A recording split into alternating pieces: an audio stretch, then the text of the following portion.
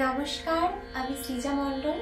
সামনে রবীন্দ্র জয়ন্তী উপলক্ষে রবি ঠাকুরের লেখা একটি গান আমি পরিবেশন করে শোনাচ্ছি।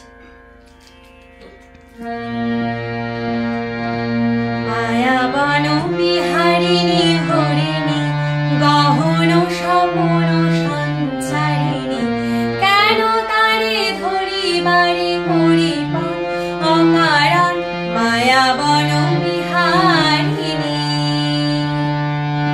মায়াবন বিহারিণী হরিণী গহন স্বপন সঞ্চারিণী, কেন তারে ধরিবারে পরিপন অকারণ মায়াবন বিহারিণী।